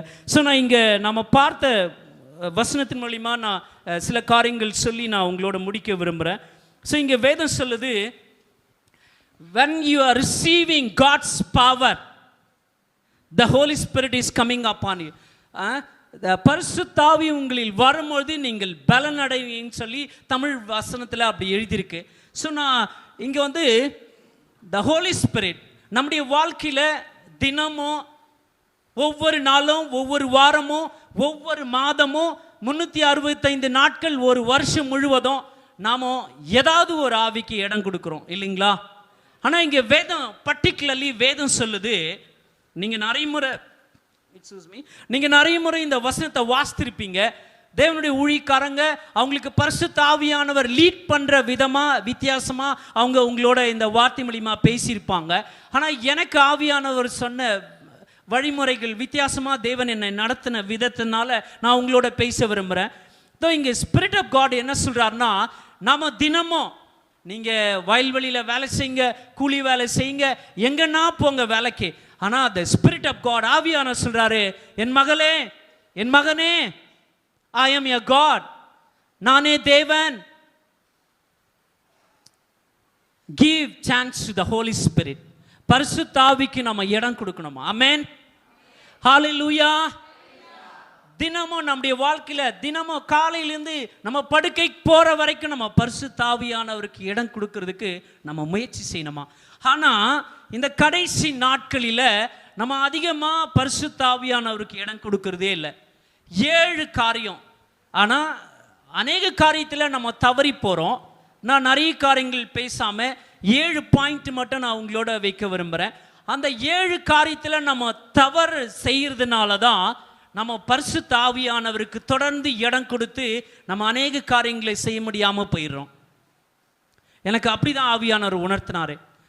நீங்கள் இந்த 7 காரியத்தை நீங்கள் சரி செஞ்சு பரிசுத்த ஆவியானவருக்கு தொடர்ந்து இடம் கொடுத்து நீங்கள் ஆண்டவருக்காக ஊழியம் செஞ்சீங்கன்னா, அடுத்த சில மாதங்கள், சில வருஷத்துக்கு முன்னாடி இந்த இடங்களெல்லாம் இது எல்லாத்தையும் இடித்து அது ஒரு பெரிய ஹால் ஆக்கி மேலே ஒரு ஸ்டேஜ் போட்டு மேலே இருக்கிறவங்க உட்காந்து எல்லாமே ஒரே இங்கேருந்து உட்காந்து இங்கேருந்து எல்லாம் பார்க்குற மாதிரி அப்படி தான் தேவன் நேற்று இரவு நான் ஜெபிக்கும் போது இந்த சர்ச்சினுடைய பொசிஷன், அது ஒருவேளை தேவனுடைய ஊழியக்காரர் இருக்கும் போது அது நடக்குமா, இல்லை அவர் பரலோகத்துக்கு போயிட்டு பிறகு நடக்குமா, அது எனக்கு தெரியல. ஸோ இந்த சர்ச்சினுடைய பொசிஷன் அப்படி இருக்குன்னு தேவன் என்னோட நேற்று இரவு என்னோட பேசினாங்க. ஸோ நான் இங்கே என்ன சொல்ல வரேன்னா, நம்ம பரிசுத்த ஆவிக்கு அதிகமாக இடம் கொடுக்கணுமா? ஆனால் 7 விதமான தவறான பிசாசு நம்மளை வழி நடத்துகிற அந்த காரியத்துக்கு நம்ம அதிகமாக இடம் கொடுக்கக்கூடாது. ஓகே, நான் அந்த 7 பாயிண்ட் சொல்கிறதுக்கு முன்னாடி ஜெனசியன்ஸ், அதாவது ஆதியாகமம் 17ஆம் அதிகாரம் முதல் வசனம் வாசிங்க. ஆதியாகமம் 17ஆம் அதிகாரம் முதல் வசனம். ஆபிராம் 99 வயதான போது எஸ் கர்த்தர் ஆபிராமுக்கு தரிசனமாகி, நான் சர்வ வல்லமையுள்ள தேவன், எஸ் நீ எனக்கு முன்பாக நடந்து கொண்டு உத்தமனாயிரு. ஆமென்.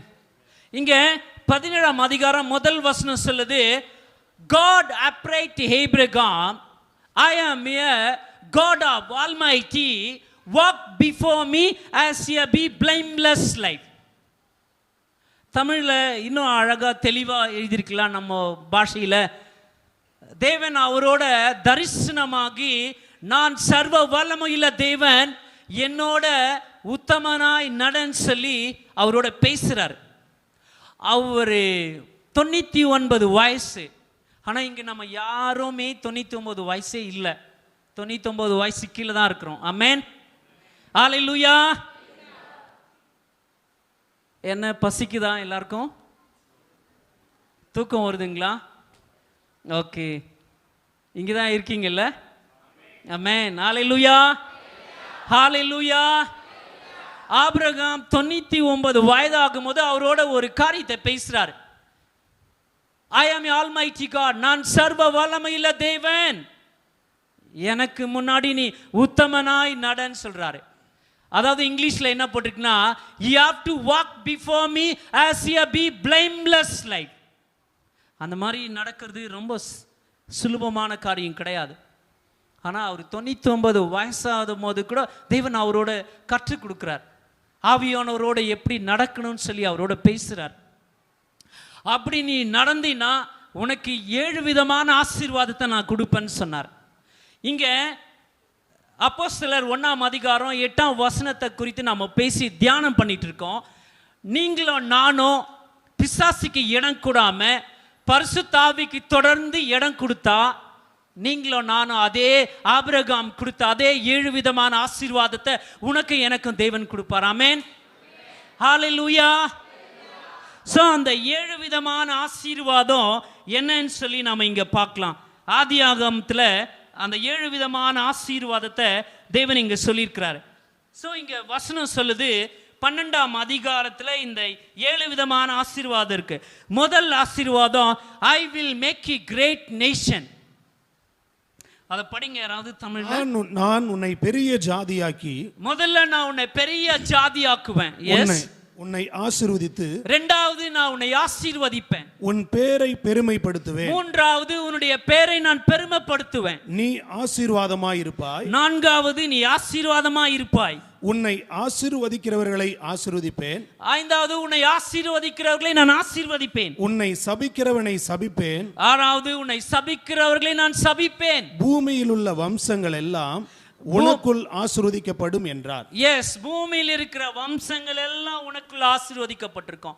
உன் மூலியமாய் பூமியில் இருக்க எல்லாரும் ஆசீர்வாதமா இருப்பாங்க. ஆமென். ஹல்லேலூயா. when you and me, when we are giving chance to the Holy Spirit, எப்போ நீங்களும் நானும் பரிசுத்த ஆவிக்கு இடம் கொடுத்து ஒபே பண்றோமோ, உன் மூலியமா பூமியில் இருக்கிற எல்லாரும் உண்மையான ஜீவனுள்ள தேவன் ஆராதிப்பாங்க. ஆமென். ஆமென். ஹல்லேலூயா. நான் படிக்கவே இல்லை, நான் வயதானவ, என்னுடைய வயசு கம்மி, நான் படிக்கவே இல்லை, நான் ஒன்றுத்துக்கும் பிரயோஜனம் இல்லாதவன் அப்படின்லாம் யோசிக்கவே வேண்டாம். தேவன் சொல்றாரு, பரிசுத்த ஆவி உனக்குள்ள வரும் பொழுது, பரிசுத்த ஆவியானவர் உனக்குள்ள கிரியை செய்யும் பொழுது, உன் மூலியமாய் இந்த தேசத்தில் இந்த என்ன இந்த ஊர் பேரு கள்ளக்குறிச்சியில் இருக்கிற அநேக ஆயிரக்கணக்கான மக்கள் உன் மூலியமா தேவன் உண்மையான ஜீவனுள்ள தேவன் ஆராதிப்பாங்க. ஆமென். ஹல்லேலூயா. இங்கே பைபிள் சொல்லுது, I will make a great nation, உன்னை பெரிய ஜாதியாக்குவேன்னு சொல்றார். Secondly, I will bless you, உன்னை நான் ஆசீர்வதிப்பேன்னு சொல்றார். நம்ம படிக்காதவங்களா இருக்கலாம், நம்ம யாரா இருக்கலாம், சரி, நம்ம ரொம்ப நீங்க ஒருவேளை நினைக்கிறீங்க, ஐயா நான் ரொம்ப ஏழை குடும்பத்திலிருந்து வரேன். கடவுளுக்கு முன்னாடி அந்த மாதிரி கிடையாது. எல்லாமே ஒரே பார்வையில தான் நம்ம எல்லாரையும் தேவன் பார்க்கிறார். ஆமென். ஹல்லேலூயா. எங்கேயோ என்னை காஞ்சிபுரத்தில் சேந்தமங்கலத்தில் ஏறு பூட்டி உழுதிருந்த என்ன எங்கேயோ கொண்டு போய் தூர தேசத்தில் அங்கிருந்து பல நாடுகளுக்கு பல மாநிலங்களுக்கு தேவன் கொண்டு போறார்னா, ஏன் நிச்சயமா தேவன் உங்களை கொண்டு போக மாட்டார். ஆமென். ஹல்லேலூயா. இங்கே நிறைய பேர் பிரதர்ஸ், நிறைய வாலிபருங்க, ஒருவேளை கல்யாணம் ஆகி நிறைய பேர் பிரதர்ஸ் இருக்காங்க, நிறைய கேர்ள்ஸ் சிஸ்டர்ஸ் இருக்காங்க. உங்களை ஏன் ஊழிக்கார ஐயாவோட சொல்லி, ஐயா என்ன ஆண்டவர் மிஷனரியா போக சொல்லி என்னோட ஆண்டவர் பேசினார் ஐயா. மிஷனரியா போகிறதுக்காக பயப்பட வேண்டாம். ஐயோ இப்படிலாம் நடக்குமா அப்படி நடக்குமான்னு சொல்லி பயப்பட வேண்டாம். முதலாவது நம்ம தீர்மானம் எடுக்கிறதில் தான் இருக்குது. when you are taking decision, நீங்கள் ஆண்டவருக்காக மிஷனரியா போகும்போது, ஆண்டவருக்காக இந்த தமிழ்நாட்டை விட்டு வேற எங்கேயாவது போய் நீங்கள் ஊழியம் செய்யும் போது உங்களுடைய தேவையெல்லாம் தேவன் சந்திப்பார். ஆமென், ஹல்லேலூயா. இங்க வேதம் சொல்லுது, you will be blessed, நீ வந்து ஆசீர்வாதமா இருப்பேன்னு சொல்றார். அடுத்தது, உன்னை ஆசீர்வதிக்கிறவங்களை ஆசீர்வதிப்பேன்னு சொல்றார். உன்னை சபிக்கிறவங்களை நான் சபிப்பேன்னு சொல்றார். உன் மூலியமாய் பூமியில் உள்ள எல்லாரும் ஆசீர்வதிக்கப்பட்டிருப்பாங்க. எப்போ தெரியுங்களா? நம்ம பிசாசுக்கு இடம் கூடாம பரிசுத்த ஆவிக்கு இடம் கொடுத்து அவருடைய சித்தத்தை இந்த நாட்களில் செய்யும் போது இந்த ஆசீர்வாதத்தை நம்முடைய வாழ்க்கையில பார்க்க முடியும். ஆமென், ஹல்லேலூயா. ஒரு நாள் ஒரு சர்ச்சில் என்னை ஸ்பீக்கராக கூப்பிட்டுருந்தாங்க. ஸோ இந்த வசனங்கள், இந்த வார்த்தையை பேசும்போது திடீர்னு அந்த ஆவியானவர் அது ஒரு நினைவு கொண்டு வந்தாங்க.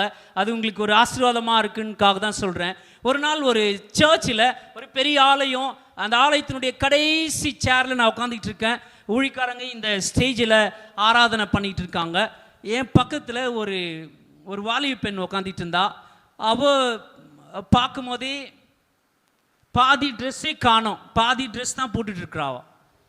அது நார்த் ஈஸ்டுடைய கல்ச்சர், அவங்களுடைய கல்ச்சரு அப்படி தான். ஸோ என் பக்கத்தில் வந்து சேரில் உட்காந்துட்டு இருந்தா. ஸோ அவள் என்னை கேட்டான், அங்கிள் இன்னைக்கு யாரோ ஒருத்தர் ஜான் இஸ்ரேல்னு ஒருத்தர் வரப்போகிறாராம். ஸோ நான் இதுக்கு முன்னாடி எங்கள் ஃப்ரெண்ட்ஸ்லாம் ஒரு சர்ச்சுக்கு போயிருக்கும் போது அவரை பற்றி கேள்விப்பட்டிருக்காங்க. அவர் தான் இந்த சர்ச்சில் வராருன்னு நான் கேள்விப்பட்டேன். அதனால தான் நான் இந்த சர்ச்சுக்கு வந்தேன். நீ அவரை பார்த்துருக்கியா அப்படின்னு கேட்டேன். இல்லை நான் பார்த்ததே இல்லை அப்படின்னா. சரி சரி ஓகே ஓகே அப்படின்னு சொல்லி நான் எதுவுமே சொல்ல. பாருங்கள் எதுக்கு சொல்கிறேன்னா, உன்னுடைய பேரை நான் பெருமைப்படுத்துவேன்னு சொல்கிறார். ஆமென், ஹல்லேலூயா. when we receive the God's power, the Holy Spirit will coming upon you. அவர் உன்னுடைய பரிசுத்த ஆவி வரும்போது உனக்குள்ள அவர் கிரியை செய்ய ஆரம்பிப்பார். நாம என்ன செய்யணும், என்ன பண்ணணும்னு சொல்லி. ஆனால் நம்ம பரிசுத்த ஆவிக்கு இடம் கொடுக்காம இந்த நாட்களில் வேறு விதமான ஆவிக்கு இடம் கொடுக்குறோம். அது என்னென்ன ஆவி தெரியுங்களா? 7 பாயிண்ட் நான் அதை சொல்லி நான் முடிக்க விரும்புகிறேன். இங்கே முதல்ல நாம பண்ணுற தப்பு என்ன தெரியுங்களா? we are giving chance to speaking lie. நம்ம பொய் சொல்கிற காரியத்துக்கு முதலாவது இடம் கொடுக்குறோம். அது எபேசியர் 4ஆம் அதிகாரம் வீட்டில் போய் வாஸ்து பார்த்தீங்கன்னா தெரியும். இப்போ அது எல்லாத்தையும் எக்ஸ்பிளைன் பண்ணுறதுக்கு நேரம் இல்லை. முதல்ல நம்ம பண்ணுற தப்பு என்ன தெரியுங்களா? நம்ம பரிசுத்த ஆவியில் நிரம்பி ஆராதிக்கிறோம், நம்ம அந்நிய பாஷை பேசுகிறோம். தேவனுடைய ஊழிக்காரங்க நம்மளை நிறைய யூட்டிலைட் பண்ணியிருக்காங்க, நம்மளை ஆவிக்குரிய ஜீவித்தில் வளர்த்துருக்காங்க. ஆனால் பரிசுத்த ஆவி நமக்குள்ள இருக்கும் பொழுது நம்ம சில காரியங்களுக்கு இடம் கொடுக்காம இருக்க வேண்டிய நாம சில ஆவிக்கு இடம் கொடுத்ததுனால தான் நம்ம நிறைய ஆசீர்வாதங்களை, நிறைய நன்மையான காரியங்கள், நிறைய நமக்கு தேவன் வைத்திருக்கிற காரியத்தெல்லாம் இன்னும் நம்ம பெற முடியாமல் இருக்கிறதுக்கு காரணமே இந்த 7 விதமான காரியம்தான். முதல் வேதம் சொல்லுது, நம்ம பொய் சொல்றதுக்கு இடம் கொடுக்கிறோம். we are speaking lie, we gave chance to evil. அந்த எபேசியர் புத்தகத்தை வாஸ்து பார்த்தா ஒரே ஒரு லைன்ல அந்த முழு சபையை பத்தி அவர் எழுதி வச்சிருக்கிறார். அந்த எபேசினுடைய சபையை ஒரே ஒரு வார்த்தையிலேயே சொல்லி வச்சிருக்கிறார். அந்த ஒரே ஒரு வார்த்தை என்னன்னா, do not give chance to evil அப்படின்னு சொல்லிட்டார். பிசாசுக்கு இடம் கொடாமல் இருங்கள்னு சொல்றார். ஆனால் இந்த நாட்களில் நம்ம காலையிலேருந்து இரவு வர எத்தனை முறை அந்த ஆவிக்கு இடம் கொடுக்குறோம் பாருங்க. நீங்களே யோசித்து பாருங்க, எவ்வளோ கோபப்படுறோம், எவ்வளோ முறை பொய் சொல்கிறோம். ஊழிக்காரங்க கிட்ட வந்து எத்தனை முறை நம்ம பொய் சொல்கிறோம்.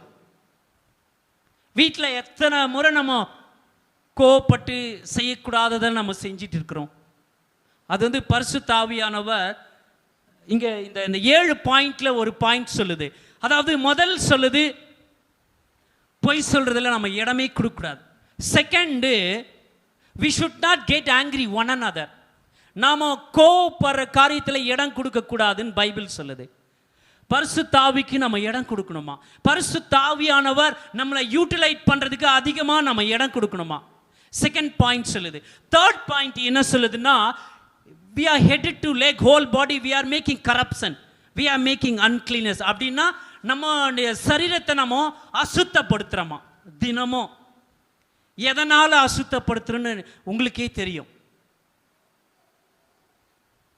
அதனால பரிசுத்த ஆவியானவருக்கு நம்ம அது முழுமையா அவர் செய்ய வேண்டிய காரியத்தை நம்ம இடம் கொடுக்காம போயிடுறோம். ஸோ நான்காவது, we should not steal one another, stolen one another. திருடுற காரியத்தில் நம்ம அதிகமாக இடம் கொடுக்கக்கூடாதுன்னு வேதம் சொல்லுது. அப்படின்னா என்ன யோசிக்கலாம் நீங்க? பாஸ்டர், நான் ஒருபோதும் திருடினதே கிடையாது அப்படிலாம் சொல்லாதீங்க, அப்படிலாம் நினைக்காதீங்க. இங்க ஆவியானவர் சொல்றாரு, தேவனுக்கு கொடுக்க வேண்டிய ஆஃபரிங் டைத்தை நிறைய திருடி இருக்கிறோம். ஆமென், ஹல்லேலூயா. தேவனுக்கு கொடுக்க வேண்டிய பாகத்தை நிறைய திருடி இருக்கிறோம். அடுத்தது தேவ ஆவியானவர் என்ன சொல்றாருன்னா, தேவனுடைய ஆராதனைக்கு கரெக்டா நம்ம போகாமலே நம்ம திருடிக்கிறோம் அந்த ஆராதனுடைய நேரத்தை. அதுக்கு அதிகமா நம்ம இடம் கொடுத்துடுறோம். அடுத்தது இங்க வேதம் சொல்லுது, அந்த எபேசியர் 4ஆம் அதிகாரத்திலேயே தேவன் இங்க சொல்லியிருக்கிறார். என்ன சொல்லியிருக்கிறார்னா, இங்க வேதம் சொல்லுது, do not grieve the Holy Spirit. அதாவது பரிசுத்த ஆவியை துக்கப்படுத்தாம இருங்க அப்படின்னு சொல்லி வேதம் சொல்லுது. அடுத்த பாயிண்ட் என்ன சொல்லுதுன்னா, do not give chance bitterness. அதாவது கசப்பான எண்ணங்களுக்கு உன்னுடைய இருதயத்தில் இடம் கூடாம இருங்க அப்படின்னு வேதம் சொல்லுது. நிறைய முறை முறுமுறுக்கிறது, நிறைய முறை கசப்பான எண்ணங்களுக்கு நம்ம இடம் கொடுக்கிறது. அதனால தான் பரிசுத்த ஆவி முழுமையா நம்மை ஆட்கொள்ளாம பரிசுத்த ஆவியானவருடைய காரியத்துக்கு நம்ம இடம் கொடுக்காம போயிடுறோம். இங்க அடுத்தது பாயிண்ட் என்ன சொல்லுதுன்னா, we need a tender heart ன்னு இங்கிலீஷ்ல போட்டிருக்கு. அப்படின்னா நமக்கு மிருதுவான இருதயம் வேணுமா? அந்த மிருதுவான இருதயம் இல்லாம போயிடும் நம்ம. அடுத்தது வேதம் சொல்லுது, we need forgiveness one another. நம்ம ஒருவருக்கொருவர் மன்னிக்கிற இருதயம் வேணுமா? அதுதான் 7th பாயிண்ட். கடைசி பாயிண்ட் சொல்லுது, we need forgiveness heart. நம்ம ஒருத்தருக்கு ஒருத்தர் மன்னிக்கிற இருதயம் வேணுமா? மனைவி கணவனை மன்னிக்கிற இருதயம் வேணும், கணவன் மனைவியை மன்னிக்கிற இருதயம் வேணும். அது இல்லாததுனால, பிசாசுக்கு நம்ம இடம் கொடுக்கறதுனால பரிசுத்த ஆவியானவர் செய்ய வேண்டிய அநேக காரியங்களை நாம இந்த நாட்களில் இழந்து போறோம். ஹல்லேலூயா, ஹல்லேலூயா. இந்த நாட்கள்ல வேகமா, எவ்வளோ ஒரு வேகமா பிசாசியானவன் இந்தியா முழுவதும் ஆட்கொள்றத என்னுடைய கண்களினால நான் நிறைய இடங்களை பார்த்துருக்கிறேன். நான் ஒரு முறை நார்த் ஈஸ்டில் ஒரு சில சகோதரர்கள்லாம் ஒரு இடத்துக்கு சீக்கிரமாக ஊழியத்துக்கு போய் ஆகணும். அந்த பிரதர் சொல்கிறாரு, ஐயா எப்பவுமே நம்முடைய வண்டி டயர் பஞ்சரே ஆகாது, ஆனால் இன்னைக்கு டயரே பஞ்சராகி இருக்கு, அந்த இடத்துக்கு சீக்கிரமாக போக முடியாத அளவு ஆயிடுச்சே. நான் சொன்னேன், அது பஞ்சர் ஆனாலும் பரவாயில்ல, அது ஆண்டவர் சரிப்படுத்துவார். நீ அதை டயரை கட்டி வேறு டயர் போடு, டைம் ஆனாலும் பரவாயில்ல, ஆண்டவர் நம்முடைய சரியான இடத்துக்கு அந்த நம்ம எங்கே ஊழியத்துக்கு போனோமோ அந்த இடத்துக்கு தேவன் நம்மளை கொண்டு போவார். பிசாசனவை எத்தனை முறை எத்தனையோ தடைங்க. ஒரு நாள் நான் பேச்சுலராக அந்த சிக்கிம் தேசத்தில் ஒரு நாள் பேச்சுலராக நான் அங்கே ஒரு ரூமு தான் அந்த பெட்டில் இருந்தேன். அந்த இடத்துல நான் படுத்திருக்கிற அந்த படுக்கை இருக்குல்ல, அந்த படுக்கையே கொஞ்சம் மேலே இருக்குது, யாரோ தூக்கி பிடிச்சிட்டு இருக்கிற மாதிரி இருக்குது.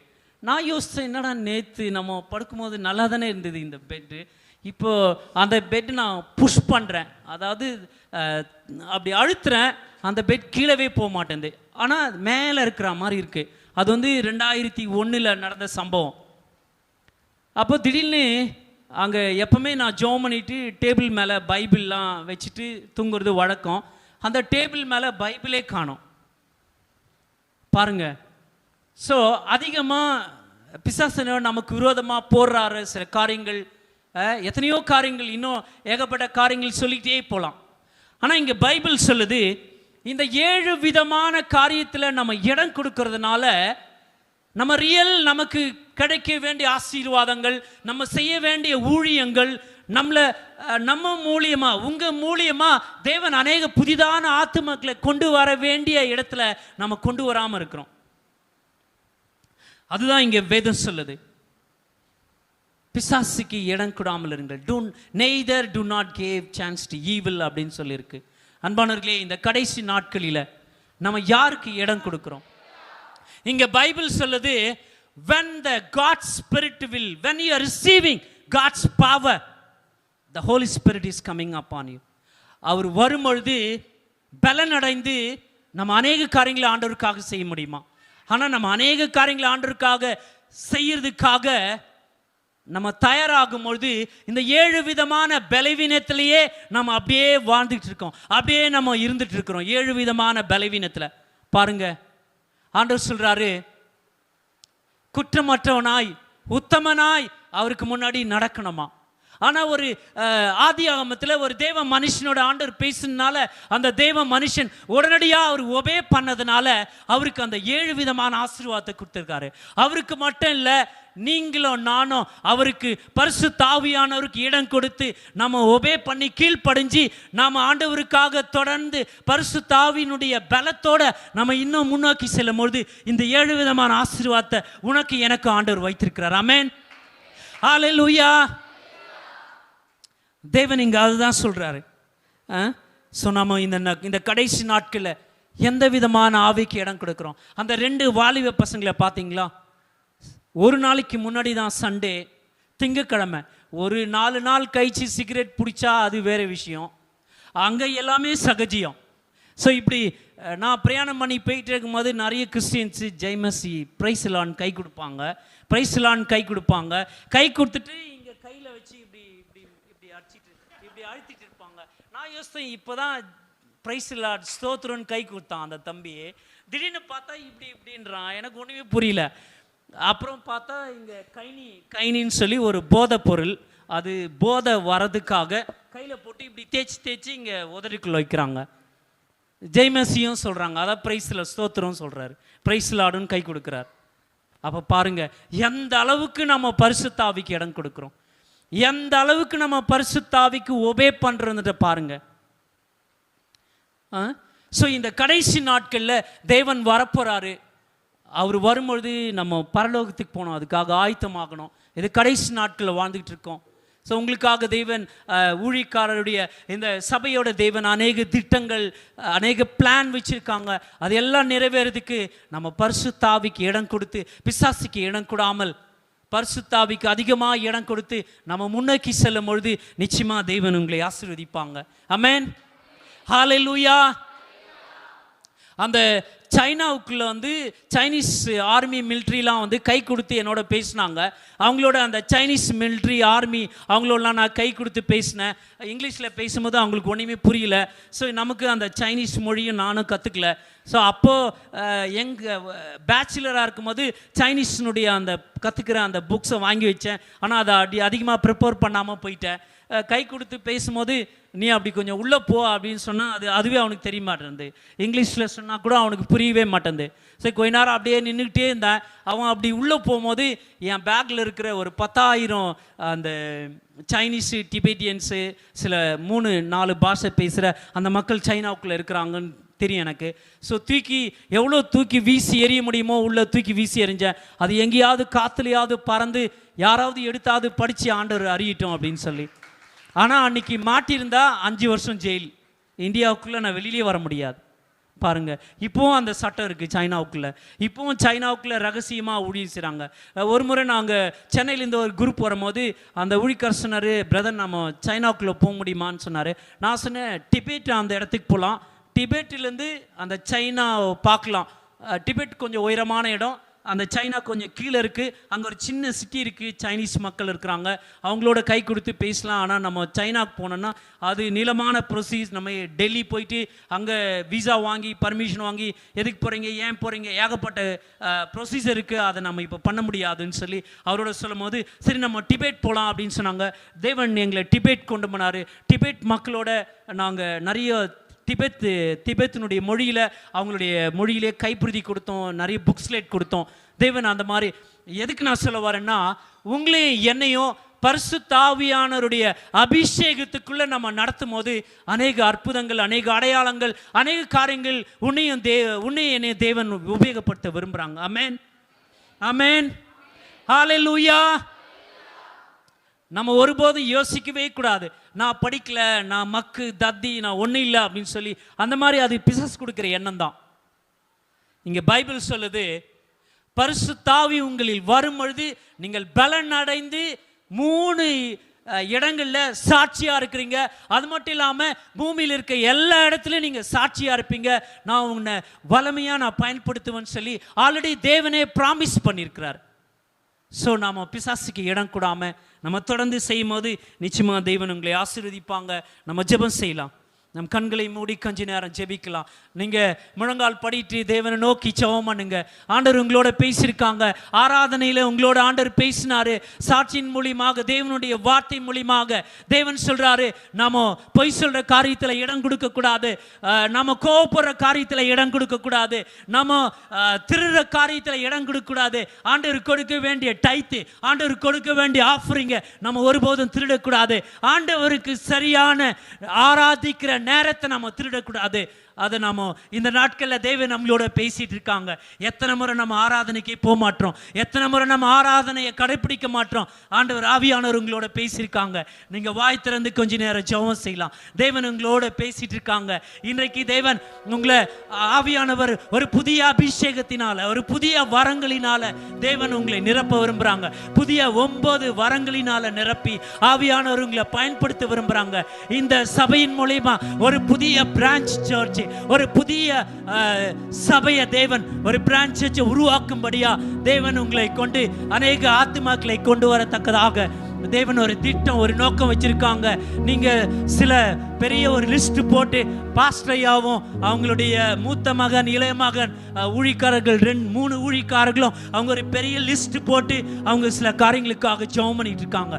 அந்த காரியத்தெல்லாம் தேவன் இந்த வருஷத்துல சில காரியங்கள் எல்லாம் வாய்க்க பண்ண போறார்.